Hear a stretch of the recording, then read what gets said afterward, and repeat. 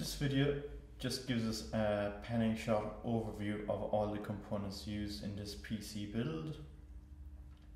Working our way through from left to right, we can see everything from the Cooler Master power supply unit, 1000 watts, 80 plus gold, right the way through to the Corsair H100 water cooling system, the ASUS X79 Sabertooth Motherboard, the graphics card NVidia GTX 570 with 2.5 GB of RAM,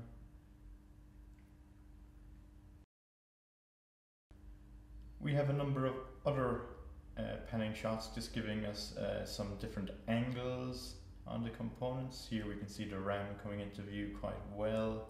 We can see the mounting plate for the Corsair H100, which isn't actually required for this particular motherboard, as you can just attach the mounts directly onto the socket, so there's no need for those particular mounts to be used.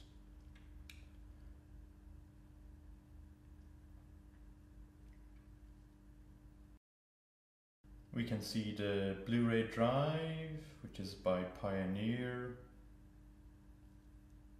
We can see the cables, both SATA 3 and SATA 6. There's 2 SATA 3 cables came with the motherboard and 4 SATA 6 cables.